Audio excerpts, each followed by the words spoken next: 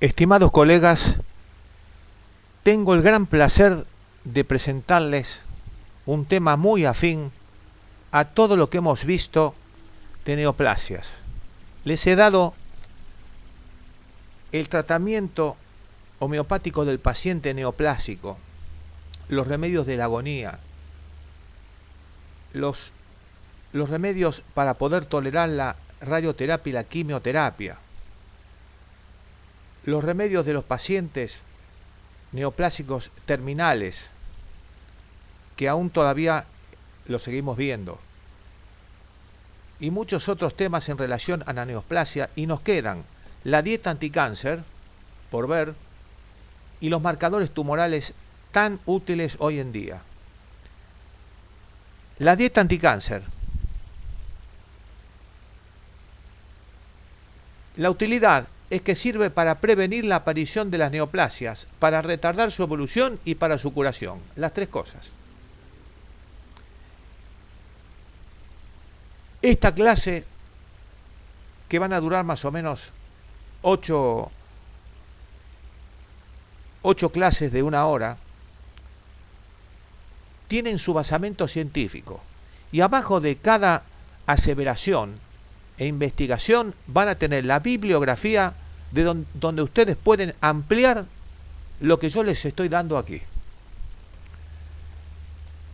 La bibliografía está basada principalmente en varios libros, pero principalmente en el libro del doctor Servan Schreiber, Anticáncer, una nueva forma de vida. El doctor Servan Schreiber, psiquiatra y neurólogo de origen francés, fue profesor de clínica psiquiátrica en la Facultad de Medicina de la Universidad de Pittsburgh, Estados Unidos, y comienza su libro enunciando unas frases del profesor René Dubois, que dice: siempre he pensado que el problema de la medicina científica consiste en que no es suficientemente científica. La medicina de hoy en día solo llegará a ser verdaderamente científica cuando médicos y pacientes hayan aprendido a manejar las fuerzas tanto físicas como mentales que actúan a través de la vis medicatrix naturae, el poder curativo de la naturaleza. Profesor René Dubois, Universidad Rockefeller de Nueva York, descubridor del primer antibiótico comercializado en el año 1939. Miren lo que está hablando este hombre, que se ve que de homeopatía no tiene ningún conocimiento. Está hablando de lo que tanto habló Hahnemann, la vis medicatrix naturae, la cual, dice Hahnemann, es incapaz de poder oponerse al disturbio de la fuerza vital y necesitamos otros medicamentos. Observen y escuchen bien lo que ha dicho este profesor. Accidentalmente, haciéndose unas tomografías de cerebro a la noche entre el doctor, nuestro principal bibliógrafo, con otros colegas, le hacen a él una tomografía porque estaban haciendo unos trabajos científicos y le encuentran un tumor de cerebro. Y dice así: yo tuve cáncer de cerebro hace 15 años y fui tratado con el tratamiento convencional, cirugía y quimioterapia. Y el cáncer remitió, pero después tuvo una recaída. Hace 7 años me liberé del cáncer, por lo cual voy a relatar la historia de lo que aprendí. Este médico, Schreiber, tampoco sabe nada de homeopatía, ni sabía nada. Y dice así: el doctor Dan Ornish, profesor de medicina de la Universidad de San Francisco, Estados Unidos, presentó en 2005 un estudio sin precedentes en oncología. 93 varones con cáncer de próstata en fase inicial, con diagnóstico confirmado por biopsia, habían escogido, bajo supervisión de su oncólogo, no someterse a cirugía y dejar que únicamente vigilasen el estado del tumor, midiendo el valor del PSA periódicamente. se dividieron en un grupo control en el cual solamente se vigilaba el PSA y otro grupo al que se lo sometió durante 12 meses a una dieta vegetariana con vitaminas, antioxidantes E y C, más selenio y 1 gramo de ácidos grasos omega 3 al día, y un paseo de 30 minutos diarios, 6 días a la semana, y cursos de control de estrés, yoga, visualización, respiración y relajación. ¿Qué ocurrió con esto? De los cuales 49 pacientes que no habían modificado su estilo de vida, 6 empeoraron su cáncer y tuvieron que someterse a cirugía, radioterapia y quimioterapia. Los 41 pacientes que siguieron el programa de cambio de estilo de vida no necesitaron recurrir a esos tratamientos, habiendo descendido su PSA una media del 4%. En el grupo que no había cambiado el estilo de vida, el PSA aumentó una media del 6%, dejando a un lado aquellos pacientes en los cuales el PSA había aumentado a niveles alarmantes y debieron dejar el estudio. Lo más impresionante fue que en los hombres que habían cambiado su estilo de vida, en presencia de células cancerosas típicas de la próstata, que son células de la línea LNCAP, que se usan para analizar diferentes agentes de la quimioterapia, su sangre tenía 7 veces más capacidad para inhibir el crecimiento de las células cancerosas que la sangre de los hombres que no habían modificado su estilo de vida. Piensen bien y analicen bien y mastiquen bien lo que les voy diciendo. Después, por supuesto, les va a llegar el apunte a cada uno para que lo puedan volver a estudiar. La base está en un sencillo cuarteto. Primero, desintoxicación de sustancias carcinógenas. Alimentación anticáncer. 2. 3. Adecuada actividad física. 4. Búsqueda de la paz emocional. Esto de la desintoxicación de sustancias carcinógenas ya lo había anunciado León Vanier ahí por el año 1932, cuando yo también les di a ustedes el tratamiento del miasma o enfermedad cancerínica, donde él decía que la base para tratar a un cancerínico, es decir, no habiendo aparecido aún la neoplasia, inclusive habiendo aparecido la neoplasia o si fue operada o irradiada, para evitar la recidiva, había que liberarse de las toxinas, que en esa época ellos no sabían qué eran, y las intuían. Bueno, actualmente se sabe que hay sustancias carcinógenas como los radicales libres, que son endógenos, y otros exógenos, como por ejemplo los nitritos. Esta es una ilustración, sangre de los hombres que siguen el del programa del doctor Ornish, detiene el desarrollo de las células de cáncer de próstata 7 veces más que la sangre de los hombres que no han modificado en nada su estilo de vida. Este es lo experimental y este es el control. Cuanto más rigurosamente se sigue el programa de salud física y mental, más capaz es la sangre de los pacientes de inhibir el crecimiento de las células de cáncer de próstata. Observen esto es el que lo cumple totalmente, este es el que lo cumple en forma mediana y este es el que no lo cumple. Cuando cae presa del cáncer, todo el organismo está en guerra. Las células cancerosas, con sus genes anómalos, escapan a los mecanismos que controlan los tejidos normales sanos. Las células cancerosas no mueren nunca, son eternas. En una neoplasia, aunque sea enorme, vive aún la primera célula que mutó y que empezó la neoplasia. Estas células se hacen inmortales y segregan sustancias que envenenan a los tejidos vecinos, produciendo inflamación, la cual estimula aún más la proliferación de las células cancerosas. La inflamación es enemiga de la salud. La inflamación es amiga y promueve las neoplasias. Requisan los vasos sanguíneos vecinos y los fuerzan a proliferar para abastecerse de nutrientes para crecer indefinidamente, que sabemos que existe el factor de crecimiento tumoral. No obstante, estas células neoplásicas pierden virulencia cuando 1. El sistema inmunológico se moviliza contra ellas. 2.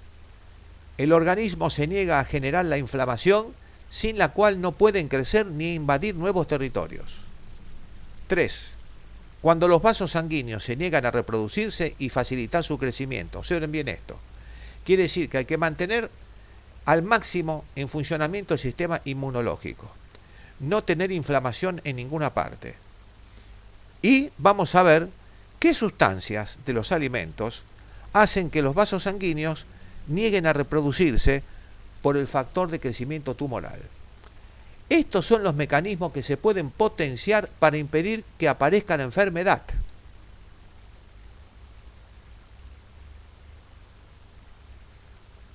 Las células S180 o células del sarcoma 180, que son suizas, son las utilizadas por los investigadores, ya que son las más neoplásicamente virulentas. Segregan una gran cantidad de citoquinas, sustancia tóxica que destruye la membrana celular de las células con la que entran en contacto. Cuando se inyecta en un ratón, la masa tumoral se reproduce al doble cada 10 horas. Escuchen bien, subrayado. Invaden rápidamente el organismo y destruyen todo lo que se les interpone.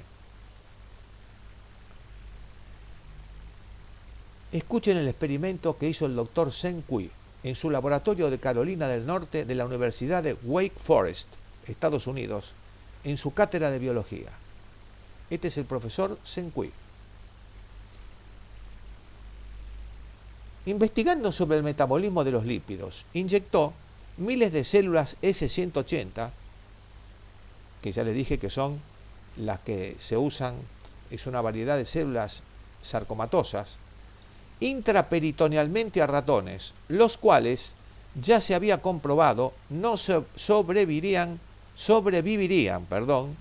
más de un mes, hasta que un día ocurrió algo sorprendente. Una joven investigadora, la doctora Liya King, había inyectado 200.000 células S180 a cada ratón de un grupo.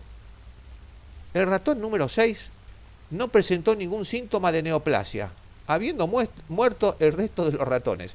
Se murieron todos los ratones menos uno, el número 6. El doctor Zheng Kui le indicó duplicar la dosis de células S180 y el ratón siguió viviendo como si nada. Entonces le inyectaron 10 veces la dosis básica, que son 2 millones de células S180, y aún así el ratón no mostró síntoma alguno de neoplasia. Para afianzarse, él mismo le inyectó 20 millones de células S180 intraperitonealmente y al cabo de 20 días el ratón gozaba de envidiable salud. Luego le inyectó 200 millones de células S180 y el ratón continuó viviendo normalmente. Pueden buscar este experimento bien detallado en internet. Iba por el 8º mes de vida, al ratón se lo apodó Mighty Mouse, super ratón, por su resistencia al cáncer. El ratón tuvo cría con una hembra no resistente al cáncer y la mitad de sus nietos heredaron la misma resistencia al cáncer.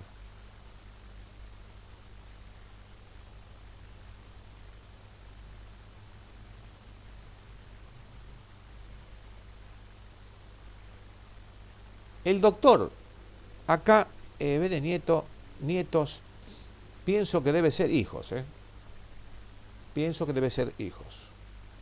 El doctor Mark Miller, colega del doctor Zheng Kui, develó el misterio. Se pusieron a investigar. ¿Qué ocurría? Este es el doctor Mark Miller. Tras muchos meses de investigaciones, llegó la luz. El mecanismo de resistencia se debilita a determinada edad. 6 meses para el ratón, equivalente a los 50 años para un ser humano. Al principio el ratón número 6 comenzaba a tener ascitis con desarrollo del cáncer, pero a las 2 semanas, 1 o 2 años para los humanos, la presencia del tumor activaba la resistencia del organismo y en menos de 24 horas, 1 o 2 meses para los humanos, había desaparecido por completo. Este es el ratón Mary Mouse, número 6, que resistió al cáncer. Cortesía del Dr. Zeng Kui, Universidad de Wake Forest. Una maravilla de inmunidad. En vez de las habituales células neoplásicas esféricas, velludas y agresivas, se vieron unas células lisas, aboleadas y llenas de agujeros. Había un verdadero combate con los leucocitos killer o natural killer, NK. El ratón número 6 había sido capaz de organizar una poderosa defensa por su sistema inmunológico, aún después de que hubiese aparecido el cáncer. Esta es una ilustración de la célula S180 con sus microvillosidades, ¿ven? Observada en el abdomen de un ratón vulnerable al cáncer. Célula neoplásica sarcomatosa. Las células cancerosas S180 en el abdomen de un ratón resistente, miren cómo están siendo atacadas por células natural killer del sistema inmunológico. La superficie es lisa, se fueron las vellosidades, y está llena de aboleaduras. Se están desinflando y perdiendo la forma redondeada. Los leucocitos killer no necesitan exponerse previamente a un antígeno para reconocerlo y neutralizarlo. No necesitan. Cuando reconocen a un enemigo, pegan su membrana a la del atacante y dejan abrir unas vesículas llenas de venenos, llamados perforinas y granzimas, las cuales penetran al citoplasma de la célula neoplásica. Las moléculas de perforinas adoptan la forma de microanilios que se agrupan formando un tubo por el cual pueden entrar las granzimas al citoplasma, las cuales activan los mecanismos intracelulares de autodestrucción programada o apoptosis, que las células neoplásicas lo tienen inhibido, que es la orden de suicidarse. Y la célula neoplásica obedece y muere. En respuesta a este mensaje, el núcleo del ADN se rompe y produce una implosión celular. Luego actúan los macrófagos que limpian la basura. Las células natural killer son fundamentales para contrarrestar el crecimiento de tumores y el avance de las metástasis. Entonces, las perforinas se agrupan en forma de tubo, entran las granzimas, penetran en el citoplasma y en el núcleo y hacen activar los mecanismos desactivados de la apoptosis de las células neoplásicas, lo que produce una implosión celular neoplásica y la célula se arruga y se muere.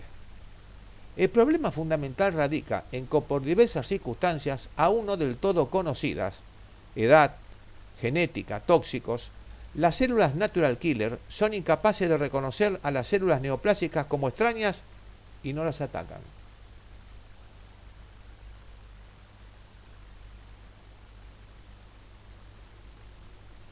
Factores que actúan sobre las natural killer.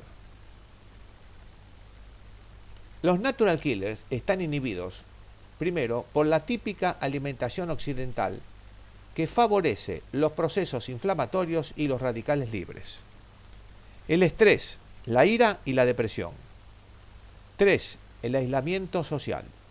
4. La negación de la verdadera identidad, por ejemplo, la homosexualidad. 5. El sedentarismo. Estos son los 5 factores que actúan inhibiendo la función normal de los natural killers. ¿Qué factores activan y actúan favoreciendo el rejuvenecimiento y la acción de los natural killers?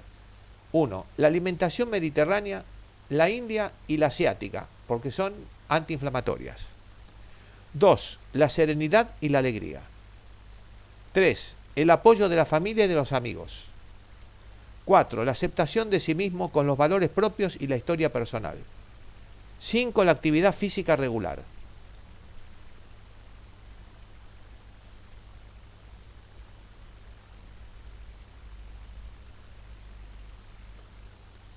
La célula neoplásica necesita inflamación para sostener su crecimiento. Para ello fabrica en abundancia citoquinas, COX2, que es una enzima que acelera la producción de sustancias proinflamatorias, prostaglandinas y leucotrienos, sustancias que facilitan la reproducción tisular y la propagación a otros órganos de las neoplasias. El exceso de sustancias inflamatorias bloquea el proceso natural de la apoptosis. No se olviden de eso, todo esto ya está comprobado. La apoptosis o suicidio celular es un proceso programado genéticamente en el ADN de cada célula y su objetivo es evitar la anarquía producida por una superproducción de tejidos.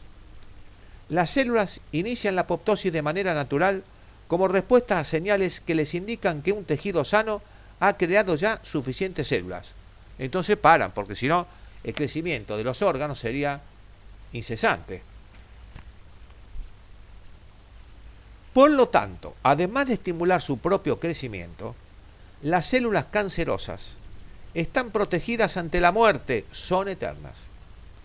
La célula neoplásica es eterna. Mientras tenga alimentación, nunca muere. El exceso de factores inflamatorios desarma a las células natural killer y quedan neutralizadas. Acá tienen las referencias donde ustedes pueden explayarse y consultar los artículos por internet. Marx, Cáncer e Inflamación, Science 306-2004. Abajo de cada explicación les pongo dónde pueden buscarlos y la bibliografía. Baxevanis, CN y otros dicen esto: la elevación de la prostaglandina E2 producida por monocitos es responsable de la depresión de las natural killer y de la no activación de la linfoquina matadora celular neoplásica en mujeres con cáncer de mama. Cáncer 72.993, página 491-501. Busquen a este autor y van a ver mucho más explayado esto que yo se los doy condensado.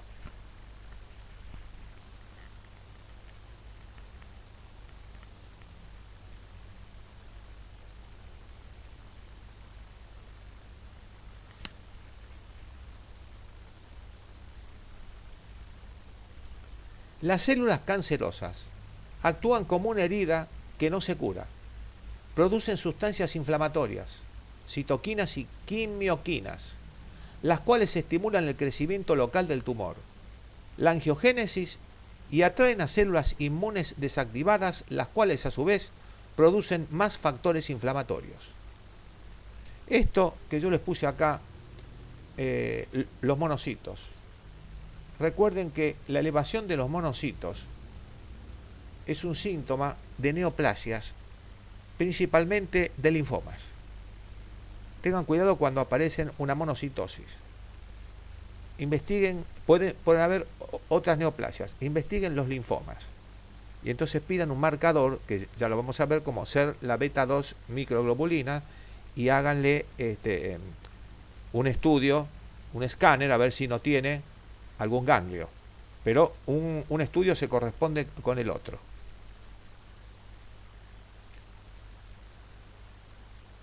Bueno, por ejemplo, el linfoma Mite causa la inflamación, el Helicobacter pylori.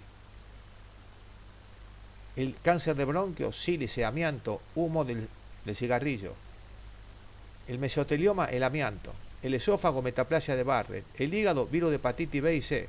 El estómago, gastritis por Helicobacter pylori. El sarcoma de Kaposi, virus del herpes humano tipo 8.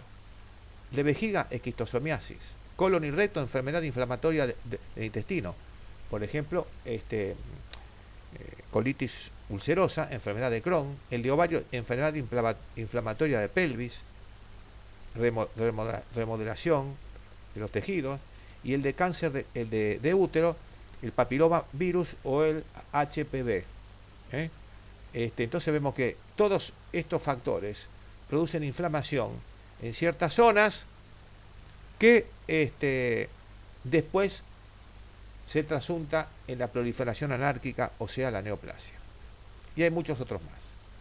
Cuanto más provoca el cáncer una inflamación local, más agresivo será el tumor y más capacidad de extenderse y de formar metástasis tendrá. Lo pueden leer en J. Marks, Cáncer e Inflamación, Science 306, 2004.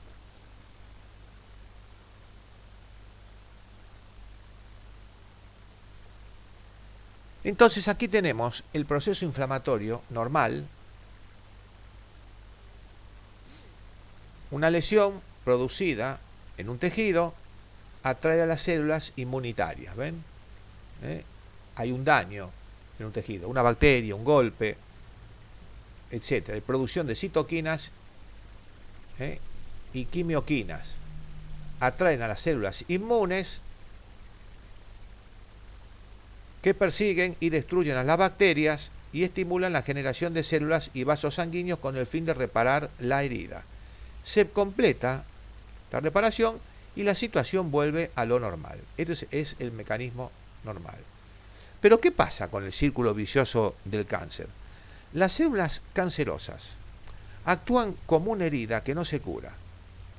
Producen citoquinas y quimioquinas, las cuales estimulan el crecimiento local del tumor y el desarrollo de nuevos vasos sanguíneos, que es la angiogénesis, y atraen a células inmunes desactivadas, que a su vez producen más sustancias inflamatorias. Se puede usar la medición de la producción de los factores inflamatorios para predecir el tiempo de supervivencia. Esto yo lo uso diariamente en mi consultorio. Pongan en práctica esto porque es una maravilla. Escuchen bien. Ustedes pueden usar con dos análisis muy simples y muy fácil, pueden tener una idea del pronóstico de ese paciente neoplásico. O la tendencia inflamatoria que puede tener un organismo que aún no tiene neoplasia, la tendencia, basado en la genética y en los antecedentes, la tendencia que puede tener a hacer una neoplasia. Vuelvo a repetir porque esto es muy importante y anótenselo y escríbanlo bien porque lo van a usar en el consultorio.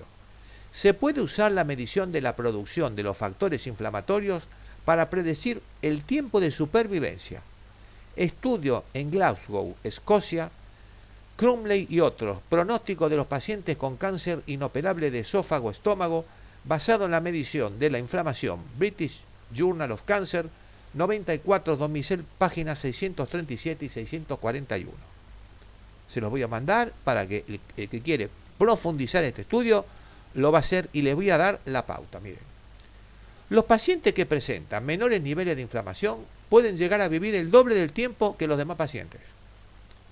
Los investigadores de Glasgow han desarrollado una fórmula que la tienen que aprender para evaluar el riesgo de cada paciente en función de dos análisis de sangre, el riesgo de que realmente su neoplasia sea muy grave o pueda ser tratada, es decir, las oportunidades y chances que tiene de curarse o de contraer una neoplasia. Miren, la medición del riesgo es así. Ustedes le tienen que mandar a pedir simplemente dos análisis muy fáciles de hacer: la proteína C reactiva y la albuminemia. Si ustedes tienen una proteína C reactiva menor de 10 miligramos por litro y la albúmina mayor de 35 gramos por litro, el riesgo es mínimo. Si tiene una proteína C reactiva mayor de 10 miligramos por litro o le pongo, miren que acá es I, acá es O, albúmina menor de 35 gramos por litro, el riesgo es moderado. Y si tiene una PCR mayor de 10 miligramos por litro y albúmina menor de 35, el riesgo es elevado y es a los que les va peor. Cuando ustedes atienden a un neoplásico y le piden esto, por favor, hagan, bueno, según el país y el método, ustedes van a ver que en vez de 10 miligramos por litro, puede ser 0,1 gramos por litro. Pero los valores, pásenlo a la escala que ustedes tienen. Pero los números son los mismos. Van a ver que el paciente que tiene una PCR que indica inflamación, y es por supuesto mejor indicador que la eritrosedimentación, más de 10, y la albúmina tiene menor de 35, van a ver que ese paciente lamentablemente tiene un riesgo muy grande y le va mal. Esto yo se lo voy a volver a mandar, se lo mando en el apunte, se lo guardan y lo ponen en el consultorio y lo aprenden. 10 y 35, PCR y albuminemia. 10 y 35, 10 y 35, 10 y 35, dos cifras que tienen que acordarse. Y si no, se lo escriben. El doctor Michael Karin, profesor de farmacología de la Universidad de San Diego, California, Estados Unidos, demostró que el crecimiento y la expansión de las células cancerosas se deben a un único factor proinflamatorio secretado por las células del tumor, sin el cual los tumores se vuelven mucho más frágiles. Ese factor se conoce como NF-κB o Nuclear Factor KB. La inhibición de dicho factor hace que las células tumorales se vuelvan mortales nuevamente y que no se produzcan metástasis. Lo leen en este estudio. M. Karin, Fr. Greten, NF-κB Linking, Inflammation and Immunity to Cancer Development and Progression. Nature Review Immunology 5 de 2005, páginas 749 y 759, lo pueden ver todo el estudio que tiene. Recuerden que yo les estoy dando esto condensado, ya filtrado. Muchos métodos naturales son capaces de bloquear el factor NF-κB. Escuchen bien, hay muchos métodos naturales que pueden bloquear el factor NF-κB.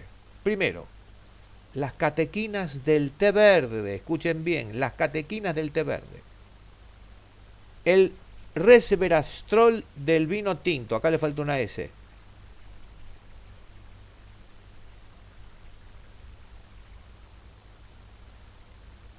Esto está descrito en J. Marks, Cáncer e Inflamación, Science 306-2004. Las catequinas del té verde y el resveratrol del vino tinto inhiben el factor NF-κB. Una de las causas de la repentina producción de sustancias inflamatorias es el estrés psicológico, por la liberación de factores que promueven la liberación de sustancias inflamatorias. Por ejemplo, la adrenalina. Cada estallido emocional, cada sentimiento de pánico o de ira provoca la secreción de noradrenalina y de cortisol, los cuales estimulan los factores de inflamación necesarios para reparar tejidos, abonando el terreno para el desarrollo de los tumores latentes o ya declarados. Cada estallido emocional, cada sentimiento de pánico o de ira. Los antiinflamatorios químicos tienen muchos graves efectos secundarios como para ser usados sistemáticamente, por lo cual hay que buscar los antiinflamatorios naturales. A ver si yo tengo acá. No.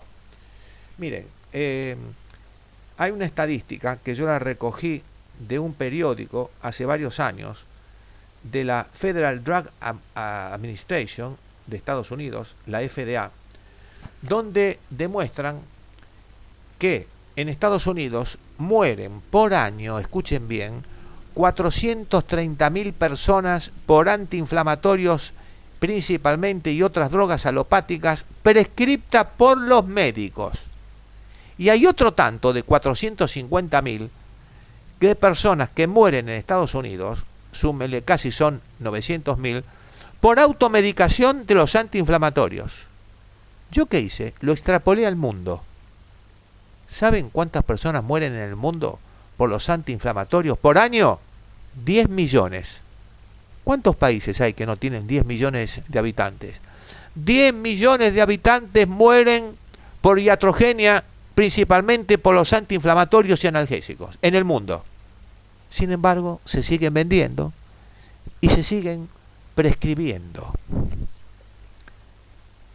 No hay ningún paciente fallecido por un medicamento homeopático. Yo les voy a contar una pequeña anécdota. Hace como 10 años me contrató la comunidad judía de Buenos Aires para ir a atender a la comunidad judía de Brooklyn, en Nueva York. Entonces fui y los atendí. Realmente tuve una experiencia magnífica.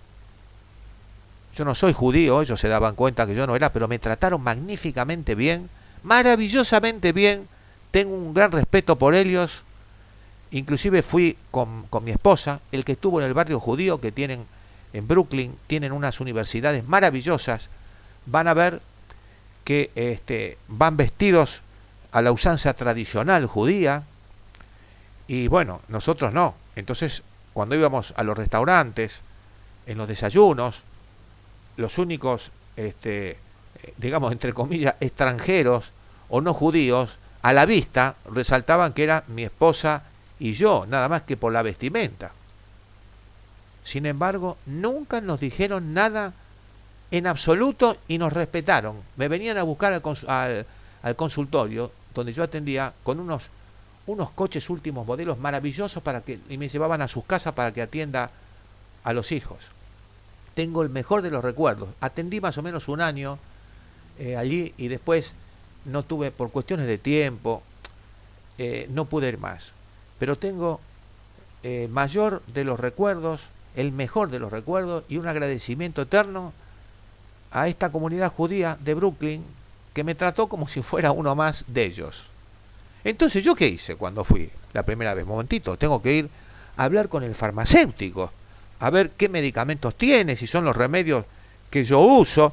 Y entonces pregunté, me dijeron, bueno, mire, está una farmacia que es la principal que vende homeopatía en el barrio judío de Brooklyn, que se llama Farmacia Klein, y se llama así porque su dueño es el doctor Klein. Bueno, fui a hablar con el doctor Klein y me presenté. Y me dijo, sí, usted puede prescribir, tengo toda la línea de Boarón, toda la línea de otros laboratorios. Doctor, prescriba lo que usted quiera, que yo tengo lo que necesite. Entonces le dije, mire, primero quiero saber una cosa. ¿Qué problema tengo yo para poder ejercer en Nueva York en cuanto a los juicios por mala praxis? Me dijo, mire, doctor, prescriba tranquilo, porque acá nunca existió ningún juicio por mala praxis, porque ningún medicamento homeopático trajo ningún efecto secundario grave como para que el paciente no lo pudiera tolerar o tuviera alguna consecuencia grave. Ninguno se murió, ni tenemos antecedentes. Por eso la FDA, me dijo, los deja prescribir libremente, sin receta. Entonces, escuchen lo que me dijo este hombre, yo no me olvido nunca más, y prescribía tranquilamente. Y bueno, y así fue esa experiencia que tuve en ese año que ejercí en Nueva York. Muy bien.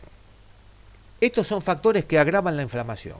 Primero, la alimentación tradicional occidental. 2, el estrés, la ira, la depresión. 3, menos de 20 minutos de ejercicio físico al día. 4, el humo del tabaco, el smog, los productos domésticos contaminantes. Los factores que reducen la inflamación son la dieta mediterránea, la alimentación tradicional india y la cocina asiática. La risa, el buen humor, la serenidad. Un paseo de 30 minutos 6 veces a la semana y un ambiente limpio. Yo esto, les vuelvo a insistir, se los voy a dar en el apunte para que lo tengan guardado y lo vuelvan a repasar. Pero no se olviden de esto. La risa, la gente que más ríe es la que más vive. La gente que no tiene buen humor, que ha perdido la sonrisa, que se deprimen también su sistema inmunológico. En 1971 el doctor Judah Folkman, profesor de la Facultad de Medicina de Harvard, elaboró los conceptos básicos de su teoría sobre el cáncer. Escuchen esto. 1971 y van a ver lo que ocurrió con este hombre. Los conceptos básicos de la teoría sobre el cáncer del Dr. Folkman son los siguientes.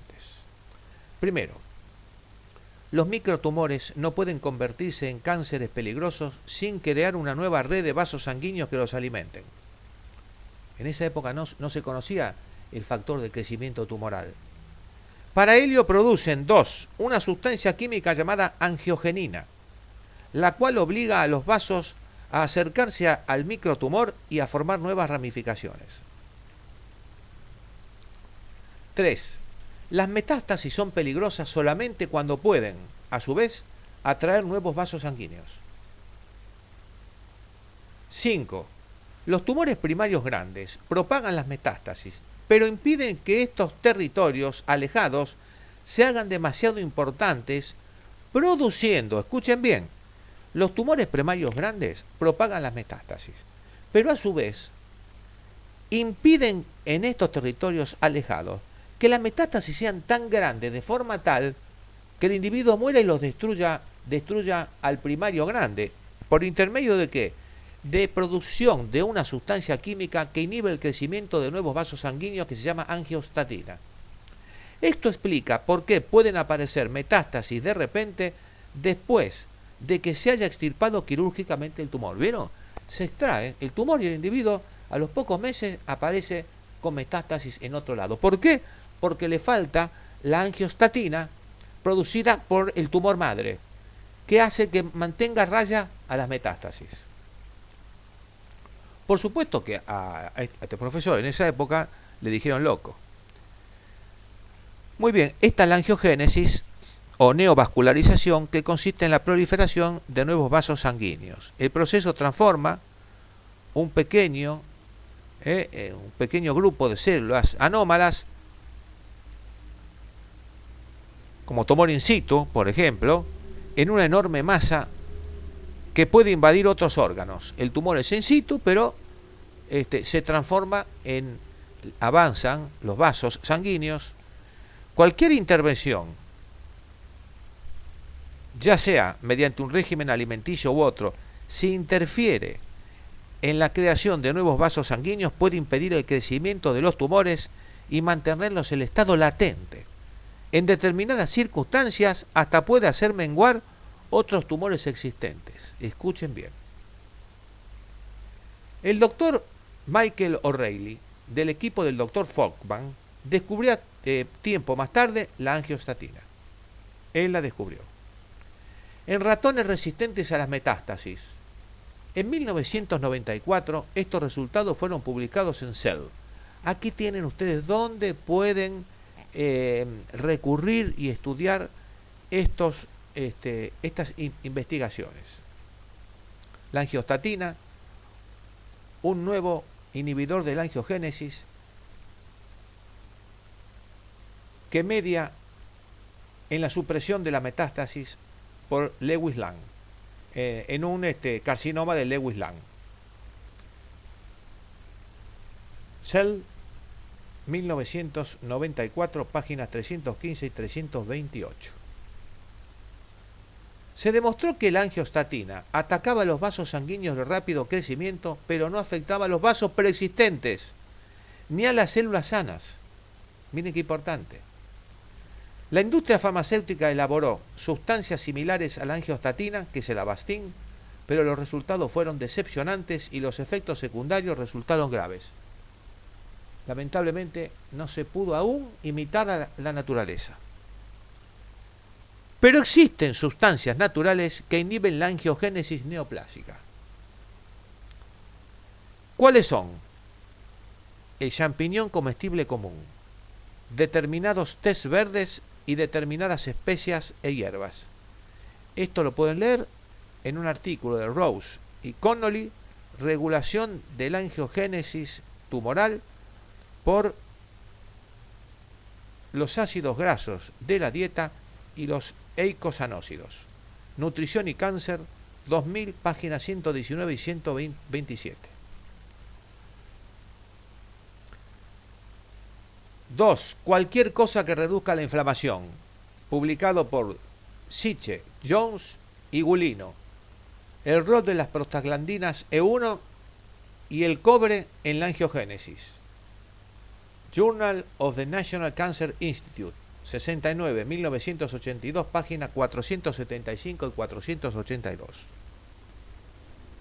El cáncer se ha incrementado notablemente desde la Segunda Guerra Mundial, 1940, y es lo que ha variado desde entonces. ¿Qué varió desde entonces? ¿Por qué? La adición a nuestra alimentación de grandes cantidades de azúcar refinado. Esto es lo que varió. Recuerden que en la Primera y Segunda Guerra Mundial, sobre todo en la primera, disminuyó notablemente la muerte por infarto de miocardio, por la hambruna. Aumentó la tuberculosis. Y desde ese momento se incrementaron las neoplasias.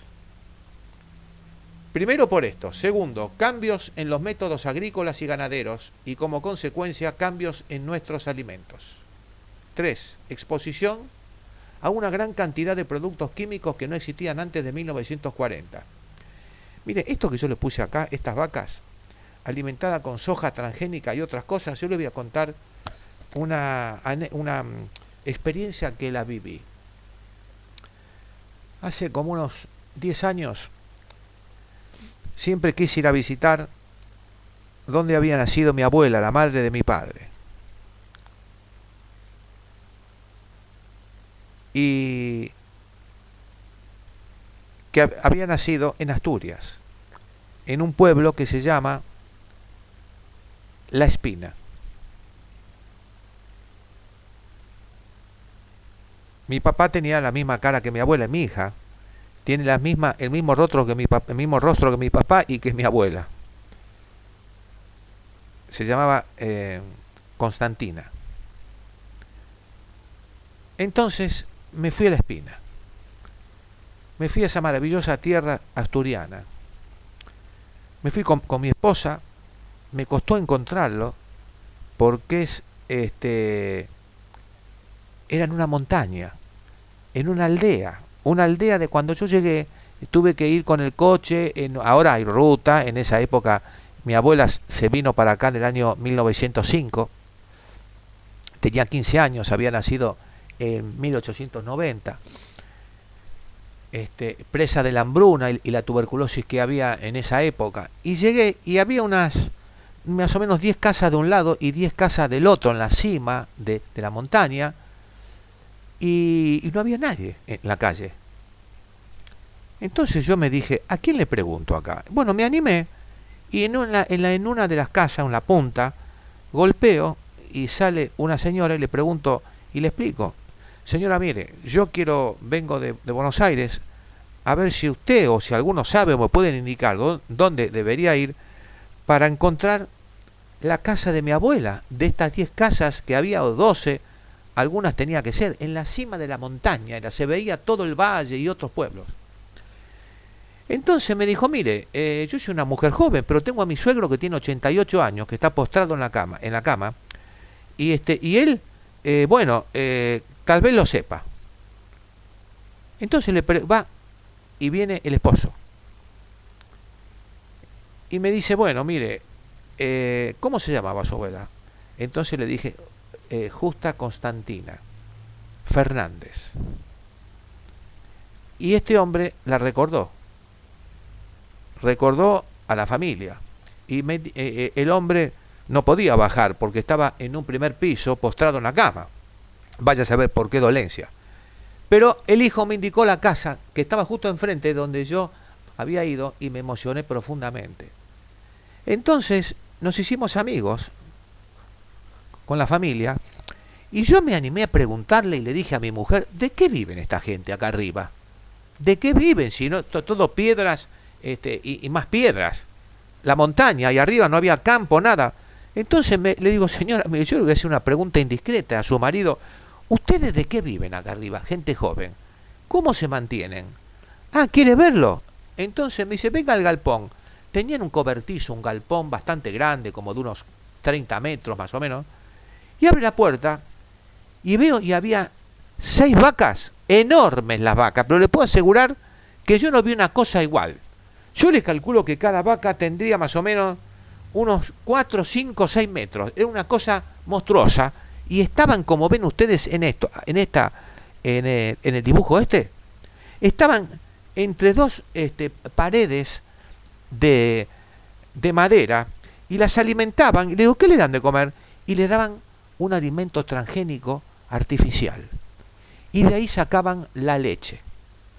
Y la leche, ellos todos los días la ponían afuera, venía un servicio que recoge la leche y con eso se mantenían. Y le digo, escúchame, ¿y por qué tienen 5? ¿Por qué no tienen 15 o 20 y pueden tener un mejor pasar? No, por ley está prohibido. Está prohibido tener más de 5 o 6 vacas cada uno. De esta forma, cada uno que tiene vacas deja vivir al otro, y nosotros con estas 5 o 6 vacas vivimos también. Mire qué bien organizado todo. Acostumbrado a la Argentina, donde los ganaderos tienen miles de vacas, 200.000 vacas, etcétera, etcétera. Y yo vi estas pobres vaquitas encerradas entre dos maderas. Le digo, pero no las sacan. Si en verano las sacamos a caminar un poco para que no se entumezcan. Pero caminan aquí cada uno la saca un día uno, otro día otro, y entonces caminan un poco por la calle principal, caminan y después las volvemos a entrar otra vez, principalmente en el invierno. Yo sufría, le digo, era una mezcla de pena y de claustrofobia por sentirme yo encerrado entre dos maderas, sin poder salir. Les conté esta anécdota para que vean ustedes las consecuencias de la alimentación transgénica. En nuestro país, todavía en la Argentina, tenemos la gran suerte que las vacas comen en el campo. Los campos son tan grandes que tenemos una carne que es maravillosa, y ustedes ven, por ejemplo, el que va por las rutas argentinas, van a ver gran cantidad de vacas pastando, comiendo los pastos no contaminados. Los nombrados 3 parámetros poseen una fundamental importancia en el incremento del cáncer mundial. Para protegernos, primero debemos entenderlos. Vuelvo a repetirlo. Que son el azúcar refinado, los métodos agrícolas y ganaderos, y la exposición a una gran cantidad de productos químicos que no existían antes de 1940, como ser los conservantes y muchas otras cosas más. Entonces debemos entenderlos. Miren la incidencia del cáncer de mama en Estados Unidos, número de casos por cada 100.000 personas, de 1940 al año 2000.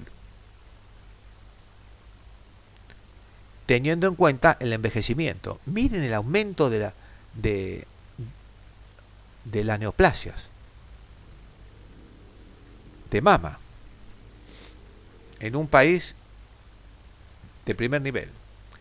Primero, tenemos que recuperar la alimentación del pasado. Los genes del hombre actual poseen la marca de haberse desarrollado hace miles de años, cuando el hombre era cazador y recolector.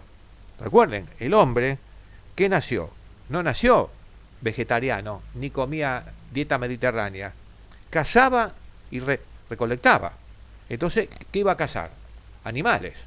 Y comían proteína animal. Con el tiempo se fueron adaptando al entorno de nuestros antepasados, en especial a sus fuentes de alimentación. Desde entonces no han cambiado mucho. Es decir, los genes se fueron adaptando, pero no han cambiado muchos. Esto es una investigación hecha por Eaton y Conner en un estudio que dice: nutrición paleolítica, una consideración de su naturaleza e implicaciones corrientes. New England Journal de Medicina, 312, 1985, páginas 283 y 289. Nuestros genes están adaptados solamente a aquella alimentación basada en la caza y la recolección. Su composición era gran cantidad de frutas y verduras y carne de vez en cuando, porque tenían que cazar a los animales como podían, con machetes, etcétera, etcétera. Y comían huevos. Pero en general, recuerden que ellos comenzaron a comer verduras y frutas porque estaban más al alcance. La carne la veían una vez cada tanto cuando podían cazar algo. Y huevos de animales silvestres. Esto aportaba un equilibrio perfecto entre los ácidos grasos omega 6 y omega 3. Y muy poco azúcar. No existía. Y además no incluía harinas. La miel era la única fuente de azúcar refinada, pues no comían cereales.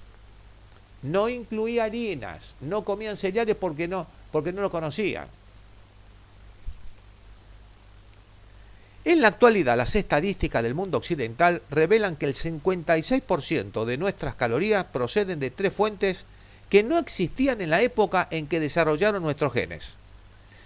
Pueden ver este estudio en los autores Cordain, Eaton, Sebastián y otros, Orígenes y evolución de la dieta del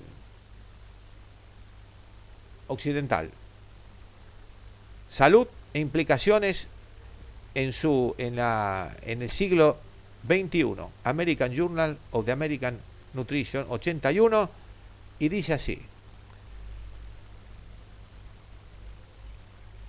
el 56% de nuestras calorías proceden de 3 fuentes que no existían en la época de nuestros antepasados. Primero, azúcares refinados, azúcar de caña y de remolacha, sirope de maíz, fructosa. 2, harina blanca, pan blanco, pasta blanca y arroz blanco. Le voy a decir una cosa. La harina blanca contiene una sustancia para blanquearla, que es un anticáncer que se usó hace muchos años y se prohibió porque traía insuficiencia renal. Ya me voy a acordar cuál es. Entonces, pero blanquea las harinas. Ya les voy a decir cuál es. El arroz blanco, señores, el arroz blanco. Que uno dice que el arroz es muy sano, sobre todo el arroz integral. Sepan esto. Busquen en internet arroz blanco, arroz integral y arsénico. El arroz blanco y el arroz, sobre todo más el arroz integral, es el cereal que más cantidad de arsénico tiene. ¿Por qué? Por la gran cantidad de agua que necesita para su crecimiento. Entonces arrastra el arsénico que está en la tierra y lo almacena. Entonces, desde el punto de vista neoplásico, es peor el arroz integral que el arroz blanco. 3, aceites vegetales de soja, de girasol, de maíz y grasas hidrogenadas. Estos aceites no existían, y las grasas hidrogenadas, en la época de nuestros antepasados. Estas 3 fuentes de alimentación carecen de las proteínas, vitaminas, minerales y ácidos grasos omega 3 que necesita nuestro organismo para su correcto funcionamiento. Por el contrario, alimentan directamente el crecimiento del tumor. Directamente. No se lo olviden. Azúcares, harinas blancas y aceites vegetales. Por eso van a tener que usar el aceite de oliva. El aceite de oliva.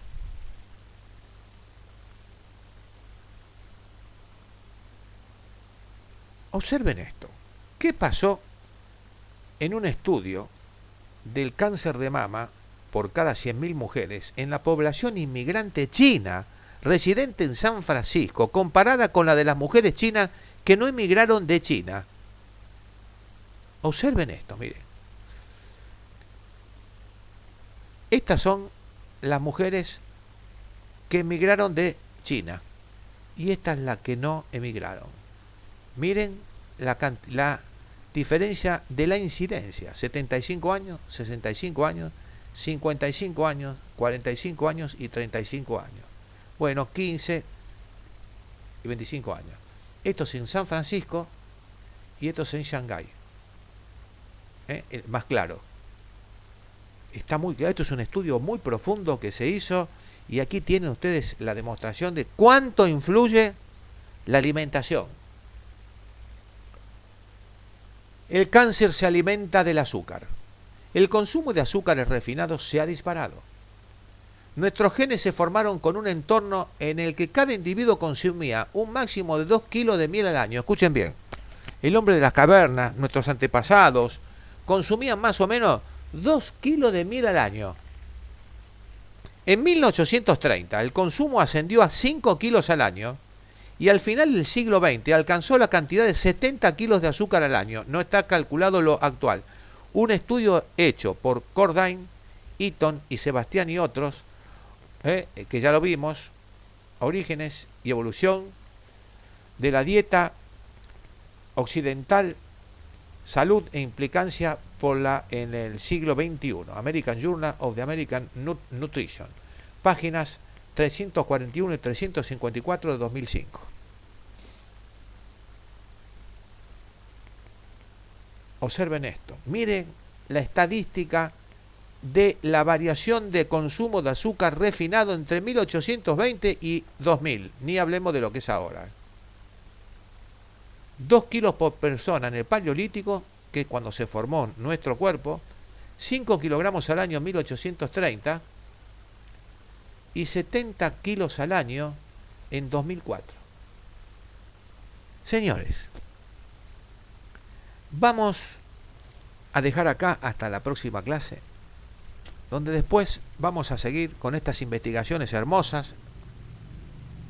Yo me entusiasmo mucho cuando doy estas clases, que ya les he dado muchas veces, porque me hace recordarme a mí mismo lo que tengo que comer cada día, lo que tengo que enseñar a comer cada día a mis hijos, a mi nieto y a los pacientes.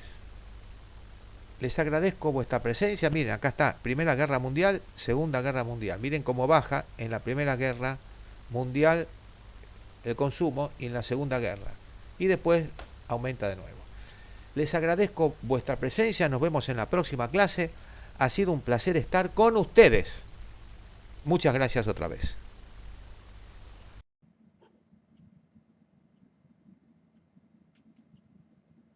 Espero hayan disfrutado de esta clase. Les estoy infinitamente agradecido a todos por vuestra presencia y, como siempre, volcaré en ustedes toda mi experiencia y en cada clase todo mi deseo de que les sea a todos útil para progresar en nuestro común camino en Hahnemann. Muy agradecido a todos. Muchas gracias. Muito obrigado.